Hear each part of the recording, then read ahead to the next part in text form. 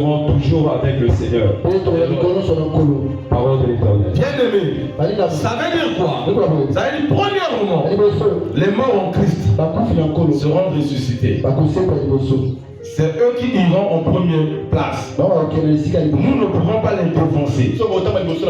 D'abord les morts en Christ et ensuite les vivants. Et pendant que l'enlèvement va se faire, qu'est-ce qui va se passer? Dieu va nous revêtir de l'immortalité. Dieu va nous revêtir de l'immortalité. Et en ce moment-là, nous serons enlevés. Alléluia. Amen. Maintenant, regardez bien aimé.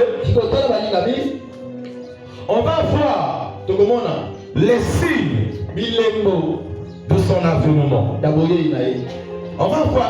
Et ces signes-là sont en train de s'accomplir sous nos yeux. Le matin que ces signes s'accomplissent, le monde est aveugle. Le monde dort. L'église dort. Ensemble avec vous, nous allons analyser ça dans la Bible. Et je vais vous expliquer ça. Et vous allez voir comment est-ce que ces signes sont en train de s'accomplir de nos jours. Alléluia. Amen. Donnez-lui le micro s'il vous plaît, lecteur de la Bible. On va voir rapidement, bien aimé de Dieu, les signes de son avènement. Les signes de son avènement. On va aller doucement, on va décortiquer chaque signe. Matthieu chapitre 24, verset 6 à 12. Je commence par le verset 6. Écrivez V6. Matthieu 24, verset 6 à 12. Je commence par le verset 6. V6. Matthieu, on va voir les signes petit à petit. Matthieu chapitre 24, verset 6. La Bible déclare. Yes. Vous entendrez parler de guerre. Ok. Tu t'arrêtes là. Amen. Premier signe. Vous entendrez parler des bruits de guerre. Ça s'accomplit ou pas? Là où nous sommes là, nous n'entendons pas les bruits de guerre. Quand vous regardez la télé, vous n'entendez pas que dans tel pays il y a la guerre. Amen.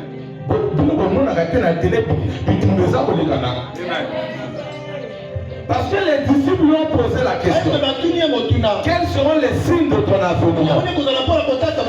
Jésus-Christ a commencé à leur donner les signes. Il leur donne le premier signe. Vous allez entendre les bruits de guerre. Et de nos jours, cette génération-là, nous avons vu ces signes s'accomplir. Nous entendons les bruits de guerre. Il revient. Deuxième signe, on y va. Vous entendrez parler de guerre et de bruit de guerre. Gardez-vous d'être troublés. Vas-y. Car il faut que ces choses arrivent. Verset 7. Au verset 7. Yes. Une nation s'élèvera contre une nation. Ok, deuxième prophétie. Une nation s'élèvera contre une nation. De nos jours, qu'est-ce que nous constatons? Les États-Unis, c'est une nation. Il s'est levé contre une autre nation, l'Iran. Cette prophétie, c'est accompli ou pas? Écoutez ça. Amen. La tonne a poussé. Yes. On a un signe à l'obaki. Alors, le signe à pour la bonne bakina dans le zona. Alors, le signe à l'osso. Pour le cas, makele la kutumba. Toujours le cas, il y a des bossés pour ça. Il y a mis balé. Alors, puis, école, de côté de mon groupe, ça école mousse. La génération, la saison comme ça ou pas. Une nation se lèvera contre une nation. Aujourd'hui, nous constatons quoi? Les États-Unis s'élèvent contre l'Iran. C'est une nation qui s'élève contre une autre nation. Israël s'élève contre le Liban. La prophétie s'est accomplie ou pas? Deuxième prophétie. Ça s'est accompli. Ne soyez pas distraits. L'église ne doit pas rêver. Réveillez-vous. Ceux qui m'entendent, ceux qui m'écoutent, réveillez-vous. Alléluia. Amen. On y va, continue. Deuxième pour une nation contre une nation. Une nation se lèvera contre une nation. Yes. Et un royaume contre un royaume. On y va. Et il y aura en divers lieux des familles. Tu t'arrêtes là. Troisième prophétie. La famine. Quand nous regardons la télé, regardez à Gaza. Il y a une famine pas possible. Deuxièmement, regardez Darfour. Il y a une famine pas possible. Et ce sont des choses qui sont en train de s'accomplir. Parce que les gens ne regardent pas la télé. Amen. Alléluia. Israël a bloqué même à aide alimentaire. Et quand on a Gaza, nous avons même la carte à Darfour, dans le Soudan. Mais il y a la famine. Ça s'est accompli ou pas? Ça se passe dans notre génération. Mais l'église est en train de voir. L'église est aveugle. Les gens sont distraits. Les gens se soucient du mariage, le travail, les histoires qui n'ont pas de sens. Alors que bien-aimé de Dieu, Jésus revient bientôt. Bientôt l'église sera enlevée. Un autre signe. Des tremblements de terre. Ok, des tremblements de terre. Pas plus tard, le 4 avril 2026, il y a eu un tremblement de terre en Indonésie. Écrivez un autre signe, le tremblement de terre. En Indonésie, allez-y vérifier le 4 avril 2026, il y a eu un tremblement de terre. Ce signe, c'est accompli ou pas? Quand je prends là, et comme ça ou pas? Amen. Et ces signes s'accomplissent de nos jours, sous nos yeux. Alléluia. Nous sommes en train de voir ces signes. Et il avait dit que ces signes, ce sont les signes de son avènement. Si nous voyons que ces signes s'accomplissent, ça veut dire qu'ils ont le chemin. Dès que tous ces signes vont s'accomplir, il va revenir. Amen. On y va. Prends-moi le verset 9. Le verset 9. Verset 9 à 10. Verset 9 à 10. Yes. La Bible déclare. Et alors, on vous livrera au tourment. Yes. Et l'on vous fera mourir. Yes. Et vous serez haïs de toutes les nations. Tu peux t'arrêter là. Amen. Vous serez haïs de toutes les nations. Regardez, pas plus tard. Donald Trump a voulu envoyer les militaires américains pour venir secourir les chrétiens au Nigeria. Parce qu'au Nigeria, on est en train d'haïr les chrétiens. Et Donald Trump avait pris la résolution d'aller sécuriser les chrétiens au Nigeria. C'est la prophétie. On vous haïra. Même à la Corée du Nord, on n'aime pas les chrétiens. Même en Libye, on n'aime pas les chrétiens. On est en train d'haïr les chrétiens. Cette prophétie s'est accomplie ou pas? Sous nos yeux, devant l'église. Mais malgré tout, les gens dorment. L'heure n'est plus au sommeil spirituel. Amen. Alléluia. Et donc, une autre prophétie, la haine des chrétiens. Verset 11. Au verset 11. Plusieurs prophètes s'élèveront. Et ils séduiront beaucoup de gens. On parle des faux prophètes. De nos jours, quand vous regardez les réseaux sociaux, il y a même des faux prophètes qui font brouter de l'herbe brebis. Mais quand on a les réseaux sociaux, on a dit que pasteur, prophète, on laisse à l'andimatiti. Bon, peut-être qu'on a les réseaux sociaux, on a des bandiments, il y a un gazon. Alléluia. Mais c'est la prophétie qui s'accomplit. Et ça s'accomplit où? De nos jours. Sous nos yeux. Amen. Amen. La Bible ne ment pas. Jésus revient bien. Amen. On y va, mon fils. Verset 12. Verset 12. Et parce que l'iniquité sera accrue. Je t'arrête là, au verset 12. On va voir, ça bien aimé. On est en train de parler de quoi? De l'iniquité sera accrue. Bien aimé, je n'irai pas loin. Regardez seulement dans notre pays. Qu'est-ce que vous constatez? La montée de la pédophilie. Amen. Mais c'est ça ce qu'on appelle par l'iniquité. Et ça s'est accru. Même moi je peux ajouter, si aujourd'hui la fonction publique n'a plus de place, c'est à cause de ces pédés-là. Amen. À cause de pédés la fonction publique. Amen. Je vous dis ce qui est vrai. Ils ont occupé des postes. C'est Dieu la pédophilie. Comment on a poste va occuper tes bien-aimés. Amen. Alléluia. Amen. Je sais que Dieu aussi bénit. Dieu aussi élève. Mais à ceux qui ont occupé des postes à cause de la pédophilie. Alléluia. Amen. Donc ça c'est l'augmentation de l'iniquité. La pédophilie, ça je ne vais même pas aller seulement dans notre propre nation. Un autre signe encore qui s'est déjà accompli. La charité du plus grand nombre se refroidira. La charité d'un plus grand nombre se refroidira. Tu peux t'asseoir. Vous voyez, ça veut dire quoi? C'est l'amour qui diminuera. Qu'est-ce que nous constatons de nos jours? Ceux qui nous dirigent n'ont plus l'amour du peuple. Est-ce que vous constatez la charité dans ceux qui nous dirigent? Il n'y a pas la charité envers le peuple. Est-ce que vous constatez que c'est la prophétie qui s'accomplit? Alléluia. Amen. Bon, maintenant, tous ces signes que nous venons de lire, ça s'est déjà accompli. Ça s'est déjà accompli. Ça veut dire que le retour de Christ est imminent. Amen.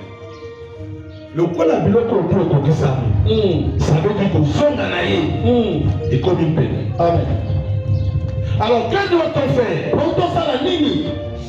Qu'est-ce que l'église doit faire pour se préparer à l'enlèvement? Apocalypse chapitre 2 verset 4 à 5. Apocalypse 2 verset 4 à 5. Rapidement. Apocalypse chapitre 2 verset 4 à 5. Apocalypse chapitre 2 verset 4 à 5. La Bible déclare, mais ce que j'ai contre toi, c'est que tu as abandonné ton premier amour. Au verset 5, souviens-toi donc où tu es tombé. Repends-toi et pratique tes premières œuvres. Sinon, je viendrai à toi. Ok, je t'arrête là, je vais résumer, tu peux t'asseoir. Amen. La première des choses, écrivez, reviens à Dieu. Alléluia. Amen. Toi qui s'es éloigné de Dieu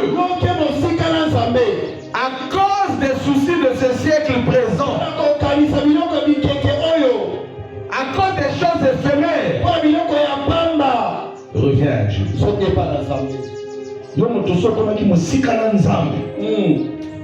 Pona basusi onga nazomona libala te musala ya te bakamona ezosima te otiki nzambe zongela nzambe. Amen.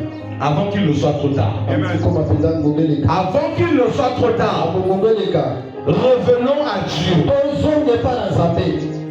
Ça c'est la première des choses. La deuxième des choses.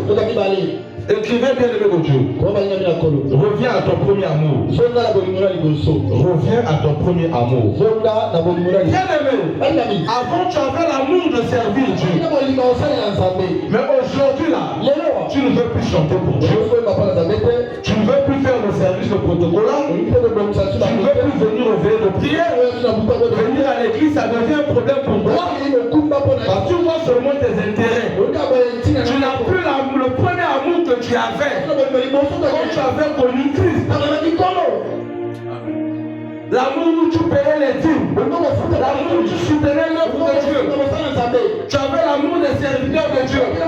Tu es évangélisé. Aujourd'hui tu n'as plus cet amour.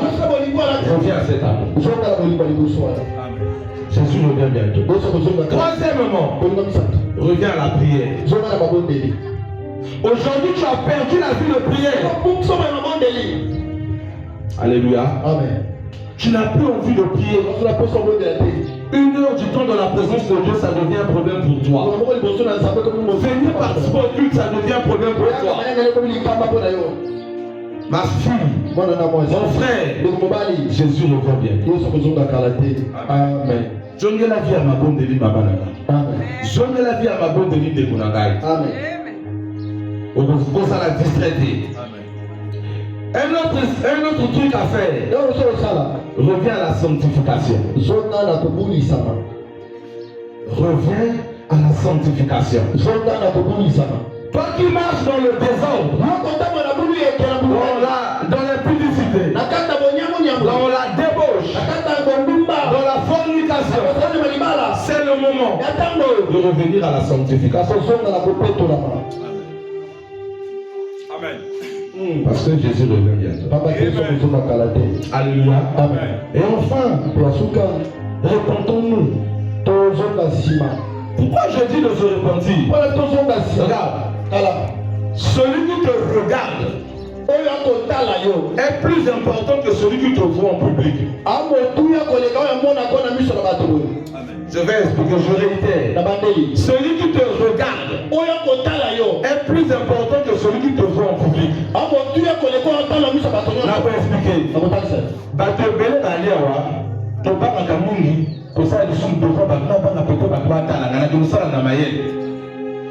Là aux autres qui va celui qui te voit. Amen. Alléluia. Amen. Mais quelque part, il faut que celui qui te regarde est plus important que celui qui te voit. Amen. Celui qui te regarde, c'est celui qui t'observe. Donc, oh, il y a qui me battent dans un frère, mais il y a quelqu'un qui te regarde. Amen. Celui qui te regarde est plus important que celui qui te voit. Amen. Il y a un autre chose, ça la m'a afin de choisir le orienté, il t'observe, il te regarde. Amen. Ça veut dire que les camarades de ça, vous allez souper. Amen. Mais votre souper, par contre, ça la il te voit, mais on a de l'autre, et t'as lié. Tout ce monde qui m'a gagné, il va te battre à la bichouane. Alors, le monde qui m'a monté à regarder, on va observer vous. Vous ne pas m'aider. Mais ceux qui m'a dit, ça c'est celui qui te voit. Mais il y a quelqu'un qui te regarde. Amen. Il y a un football. Mais moi, je regarde, il m'observe. Amen. Vous comprenez la différence? Amen. Nous sommes tous à la zone mais on calcule. Amen. Mais nous sommes à calculer. Amen. Ça c'est celui qui te regarde. Amen. Alléluia. Amen. Ok, rapidement, bien-aimé de Dieu. Prends-moi Matthieu 25. Matthieu 25. Matthieu 25. On va lire le verset 6 à 10. Mais prends d'abord le verset 6. Bientôt on va chuter. Matthieu chapitre 25, verset 6. Au milieu de la nuit. Au milieu de la nuit, on cria. Voici l'époux. Voici, tu t'arrêtes sur mon verset 6. Voici l'époux. Voici l'époux. Yes. Et allez à sa rencontre. Allez à sa rencontre. On dit au milieu de la nuit. La nuit qu'on est en train de dire là, c'est pas la nuit de notre nuit là. C'est la nuit prophétique. C'est au moment où nous parlons là, nous sommes déjà au milieu de la nuit. Bien que vous êtes en train de voir le jour, mais prophétiquement parlant, il fait déjà minuit. Et la Bible dit, le mari qui est l'époux viendra au milieu de la nuit. Ça veut dire que Jésus revient bientôt. Il va venir dans notre génération. Jésus va revenir. Que tu le crois ou pas, on a vu déjà les signes de son avènement. Ça s'est accompli. Donc que tu le veux ou pas, il va revenir au milieu de la nuit. Et la nuit là, c'est pas quand toi tu vas dormir. C'est la nuit prophétique. Nous sommes au temps du soir. Au moment où nous parlons, quelle heure est-il prophétique? Église, il faut voir heureux de promis spirituellement. Et nous avons appelé Israël pour la montre. Alléluia. Amen. Prends-moi le verset 10, rapidement. Le verset 10. Pendant qu'elle allait en acheter, l'époux arriva. Yes. Celle qui était prête entrer avec lui dans la... Tu t'arrêtes d'abord, là tu vas continuer. Ça veut dire que ceux qui seront enlevés, ça sera ceux qui sont prêts. Alléluia. Si tu n'es pas prêt, tu ne seras pas enlevé. Ceux qui seront enlevés, ça sera ceux qui sont prêts. Donc bien aimé, c'est le moment d'être prêt. Pas demain, aujourd'hui là. Amen. Ça l'a prêt. Amen. Parce que elle a passé le mot de l'oublier sur rien le pour la Moïse. Amen. Il viendra comme un voleur. Amen. Tant que Moïse va y aller dans la voie Amen. aujourd'hui là le pas à côté de Burkina Faso et en Angola pour accueillir. Donc bien aimé, c'est le moment d'être prêt pour l'enlèvement. Et dans ce passage, on est en train de nous parler des vierges folles et des vierges sages. Ceux qui avaient lui dans leur lampe, quand le mari est venu, elles sont parties. Donc c'est le moment, l'église doit être prête. Abandonnons le mal. Apprêtons-nous à l'enlèvement. Continue mon fils. Celle qui était prête entrèrent avec lui dans la salle des noces. Et la porte fut fermée. Et la porte fut fermée. Tu peux t'asseoir. Ça veut dire quoi? Ça veut dire que celui qui va te fermer la porte du ciel, c'est pas le diable. C'est pas aussi ton ennemi. C'est toi-même. Amen. Yes. Le qui est quand on va continuer, porte 40. Tout le monde est côté diable à la porte. Amen. Tout le monde est côté Moïna à la porte. C'est-à-dire que l'homme Motokomi quand la porte non beaucoup dans l'eau là. Amen. C'est pas le diable. Au Kanamon de l'ennemi, dans une étape pour Amen. Amen. Si quelqu'un m'a dit que quand la porte yomoko, Yes. la porte enlèvement, tant mon bel akoya yomoko mi quand la porte. Toi-même tu vas t'enfermer les portes. C'est pas le diable qui va te fermer les portes. La Bible dit lorsque les vierges sages sont rentrées, là où il y avait les poules, la porte s'est fermée. Donc personne ne va te fermer la porte. C'est toi-même qui va se fermer les portes. Amen. Alléluia. Amen. Donc bien aimé de Dieu, c'est le moment. Écoutez-moi. Je vais chuter en disant ceci. On va lire deux versets. Le premier verset, 1 Thessaloniciens 5, verset 2. Je vais chuter par ces deux versets. 1 Thessaloniciens chapitre 5 au verset 2. 1 Thessaloniciens chapitre 5 verset 2. Yes. Car vous savez bien vous-même que le jour du Seigneur viendra comme un voleur dans la nuit. Que le jour du Seigneur viendra comme un voleur dans la nuit. C'est-à-dire que Jésus-Christ reviendra comme un voleur. Voilà pourquoi nous devons nous apprêter. Et le dernier verset, 2 Corinthiens 6, verset 2. 2 Corinthiens 6, verset 2. 2 Corinthiens 6, verset 2. 2 Corinthiens chapitre 6 verset 2. Je vais jeter par là. La Bible déclare, car il dit, au temps favorable, je t'ai exaucé. Au temps favorable, je t'ai exaucé. Tu t'arrêtes là mon fils. Ça veut dire quoi? Tu peux t'asseoir, je vais chuter par là. Ça veut dire que après l'enlèvement, il n'y aura plus le temps pour le pardon. Ni pour se repentir.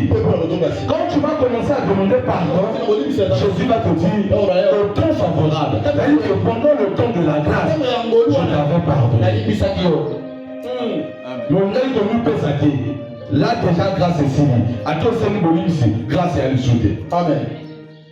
Au temps favorable, je t'ai exaucé.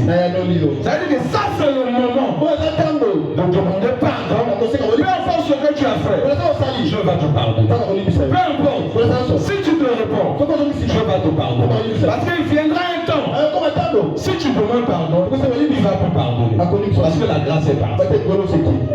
C'est là où le passage est au jour de la bataille. Au temps favorable. Quand le temps est là qui. L'exaucé donc mieux profiter d'un temps en pourquoi. Alors temps où il y a Amen. Au temps favorable. Le temps favorable, c'est le temps de la grâce. C'est le moment de se repentir. Dieu va nous exaucer. Mais dès que l'église sera enlevée, il n'y aura plus de temps favorable. C'est fini. Et celui qui a des oreilles, entend ce que l'Esprit dit à l'église. Que le Seigneur vous bénisse. Merci.